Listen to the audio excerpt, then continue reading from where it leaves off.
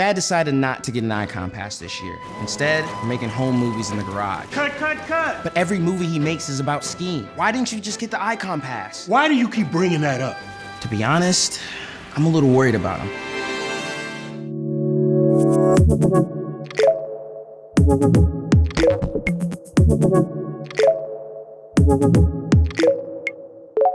Hey, Outdoor Retailer Land. This is Cameron Martindell with Outdoor Retailer Magazine.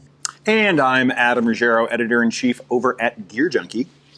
We're, as always, with everybody, sorry we can't be in person, but we're doing the best we can with what we've got. And as the governor of Colorado had decreed, a safe social distance is 1 ski length. We're doing it.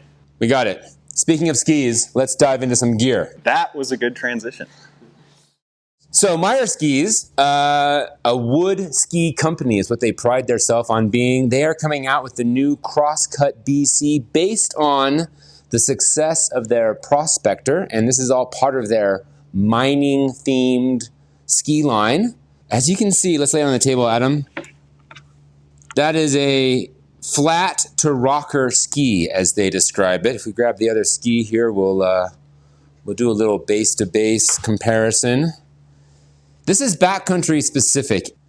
Lengths 178 and 185, and that turning radius is 19 meters in the 185. On the 185. So the other beautiful thing, since these are wood skis, these are not carbon skis, you know, you could probably get away with this at the resort. It's designed to be a dedicated backcountry ski.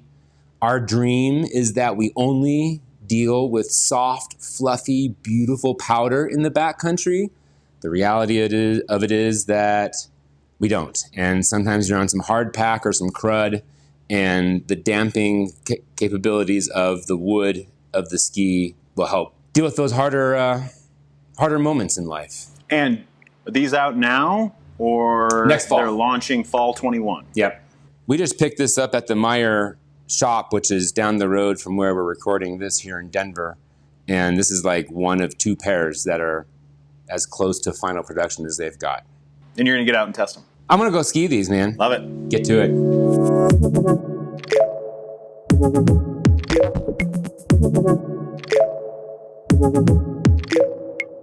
Next up is the Fischer Transalp Pro ski boot, which is all about charging hard on the vert and incredible range of motion. That's right. This boot's coming from Fischer. This only weighs 1,280 grams. The notable thing about this boot is how much range of motion you get. You go between 13 and 16 degrees forward and back, and then giving you a full 80 degrees when it's opened up all the way.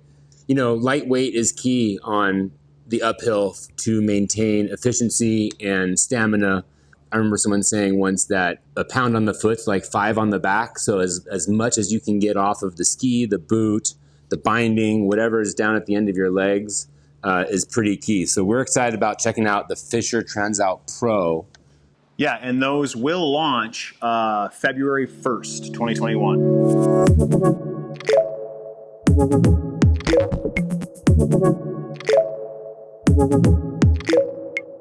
Next up is the Sweet Protection Trooper 2VI Mips ski helmet. I love Sweet Protection. It's a Norwegian brand with a really cool story. They started out making helmets for kayaking, and right from the get-go, they've been specializing in carbon fiber helmets and protection. And with this Trooper 2VI, we're going for a stronger helmet, as light as possible, and it's all about the free ride. Cam? Yeah, this is a great helmet. I've actually had the chance to take this out and ski with it. One of the big things for me in my skiing is being able to plug in the audio, and the audio chip pockets. I find Sweet Protection have some of the best access. They have these little zippers in the back.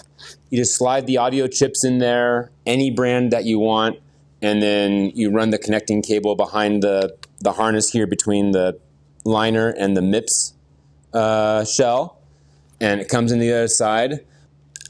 Sweet little, dial harness in the back to make it tight, and yeah, for a Mips protective helmet, super light.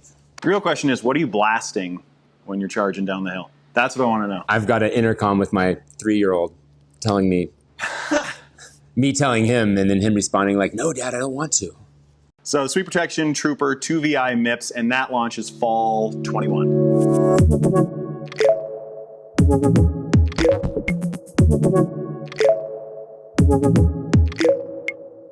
All right, gang, next up, we're looking at some goggles, another brand out of Northern Europe, Spectrum. They are a brand that is really focused on making as earth-friendly, material, sustainable goggles as they can. They've had the Spectrum Östra out for a while now, but they're now going to the Spectra Östra Raw. 90% of that goggle is, and the phrasing is, made with renewable materials. Also packed with a lot of great features. I mean, even down to the lens itself is a bio-optic, bio-based resin to make the lenses. Hemp-based straps, even as many of the small plastic parts as they can.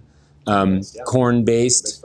So, and the frame, and their claim is that it's not going to have any adverse effect in the colder weather. In fact, they say it often handles colder weather better without getting stiff or brittle or being a concern there. The sustainability story is awesome. 90% renewable materials is incredible. Yeah, and for so many, for all of us out there playing in the snow and wanting to make the environment sustainable so that we can protect our winters, we can keep the powder coming. Congratulations to Spectrum for really driving that, and I'm stoked to check those out. We don't have them in hand right now, but we'll get them soon. Definitely. Those hit shelves in September, and yeah, put them to the test to see if they can perform as well as that renewable story goes. Yeah.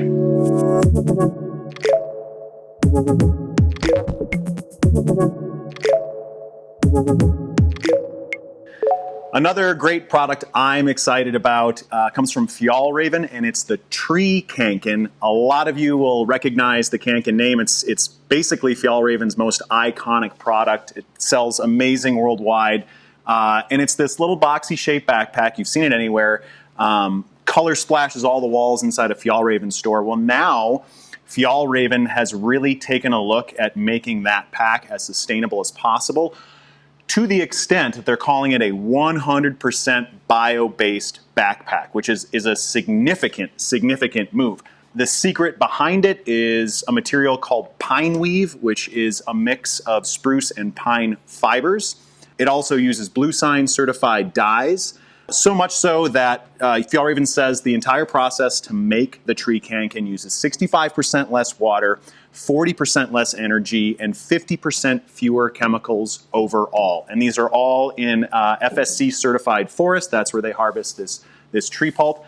I think it's cool. It's not the most technical piece of gear we're going to talk about, but it is so ubiquitous that making this move to sustainability is a big deal, especially if you love winters. Yeah, and having a backpack like that, like you said, it's all over the place. And the fact that they're recognizing a product that just got caught up in the popular culture sweep of everyone carrying this bag, the volume that they're making to then take it one more step and be as eco-savvy as they are about it. Like you said, it is all over the place. So the fact that we're reducing footprints in many areas of the supply chain is huge. And yeah, these trees are all grown up in northern Sweden in the forests that are managed up there in a very sustainable way. They've obviously got a lot of that figured out up there. So well done, Fjallraven. Yep, with the exception of the zippers, the straps, the materials, all bio-based. And that launches this fall for $115. All right, the next product we have is the Uller Rs30 Backpack from Helly Hansen, although they just spell it ULLR. What they're really basing this product on is something that's been done in the skimo racing arena for a while, and the idea is a very quick transition from carrying your skis in a diagonal carry, so you have a little loop here that catches the bottom of your bindings, and then a leash that goes around the tips, and then clips back onto the shoulder strap here. And the idea is that you can take skis off and put skis on as you go.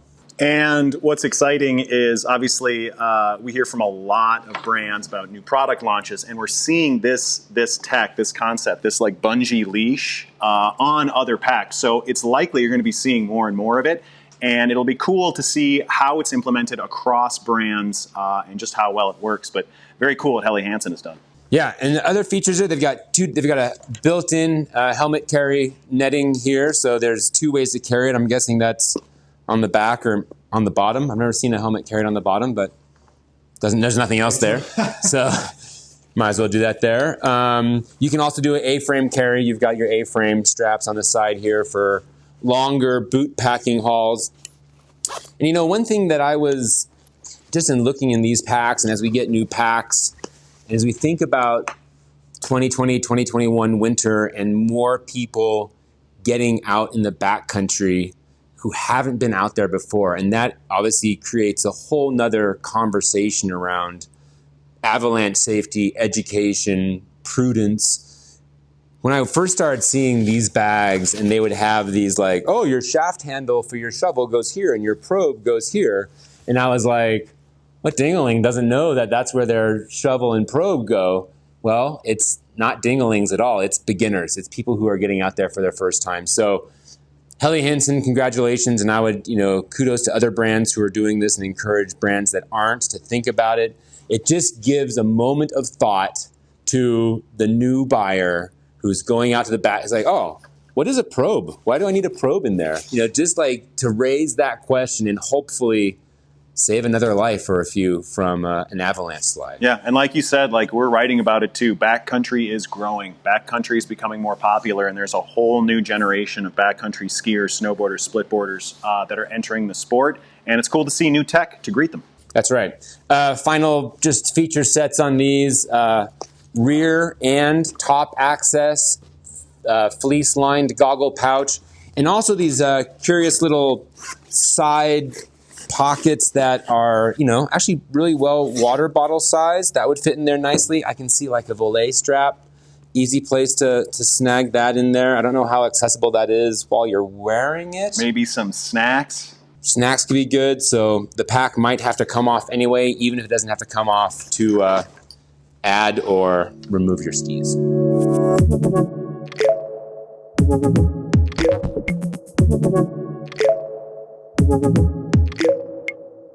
Next, the Boley Taurus Goggle. I'm excited about this. Boley used an all-new technology, used artificial intelligence, the first time the brand has done this, to analyze something like 20 million wavelengths. The idea being it would use that artificial intelligence to discern which wavelengths to dampen, which ones to enhance.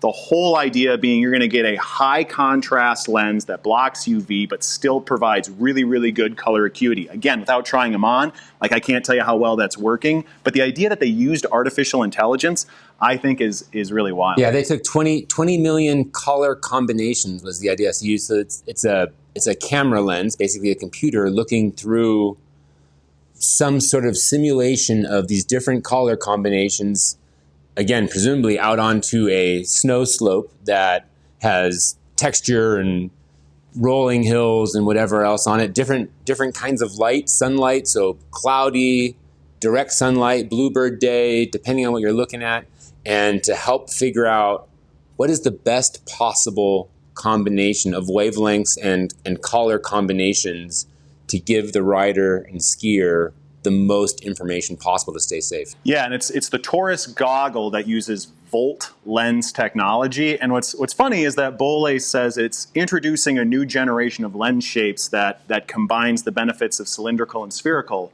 which I think is a toric lens, but they're not calling it that. They're not calling it that explicitly yet. But the idea again is like you get greater field of vision, you get good fog management.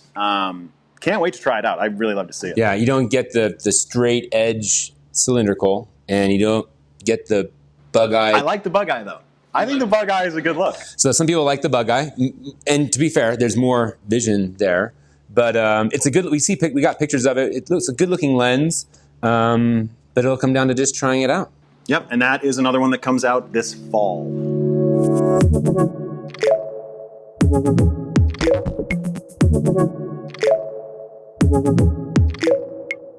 Okay, so another really innovative product that we're pretty excited about checking out and trying out is the Switch ski boot bag. And ski boots and bags they don't really like each other that much. Ski boots are cumbersome. They belong on your feet. They're hard to haul around.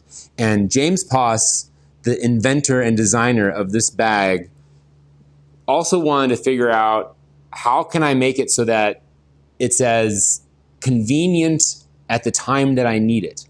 And to do that, he set up a bag that the boots can be on either side of the main compartment, and with a single latch, will unbuckle the little compartments that the boots are in. They'll swing around to the back and go from this like wide, one side opening kind of boot bag to more of a duffel bag shape. Yeah, it's ski boot bags are either traditionally like a backpack or a bucket sort of, and they can be unwieldy. And I like this just because I called it like a modular bag. It's not truly modular. You're not swapping things on and off, but like Cameron said, it's a single buckle. And the bag morphs, which is great for transit. You're stuffing everything into the back of your hatchback. You can make it fit where you want it to fit, and it has backpack carry. It's really cool. It just kind of swivels around and goes into place. And it's not often that you'd think a ski boot bag would be something we would highlight as like, this could be our best of show. This is really what we got to see. But when it's a really clever design like that and it solves a problem like you didn't even know you had, that's when it's a call out and something you need to look at. Not only does it switch shapes to fit different spaces better, depending on, like you said, back of your car or even an overhead bin on an airplane if we ever fly again.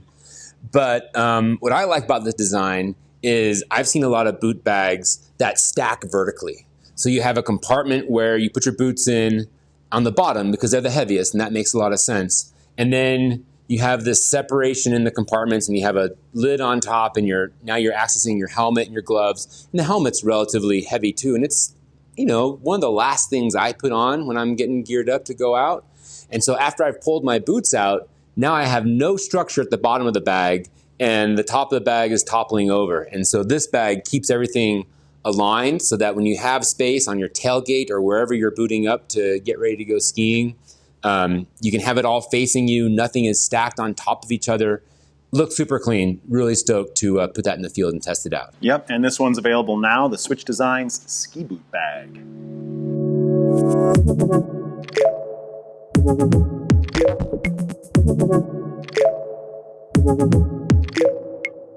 Obviously, with the virtual platform, this show is different than usual. We'd love to all be congregating again, but if there's something to be hopeful about, it's that with the pandemic, with COVID, we're seeing people get outdoors in record numbers. It's the safe way to have fun, spend time with family.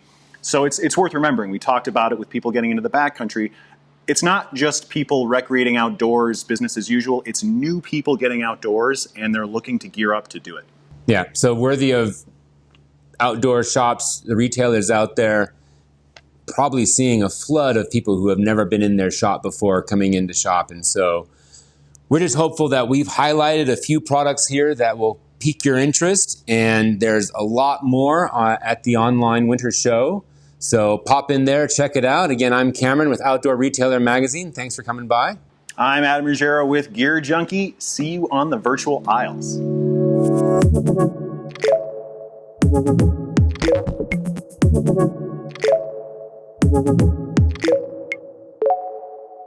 Would I normally get the Icon Pass? Sure. But with all that Gertrude's got going on, planning her wedding and whatnot, there's just no time. Do I regret not getting the Icon Pass? Yeah, right. Yeah, you do. You're cooped up here, losing your mind. That's not true.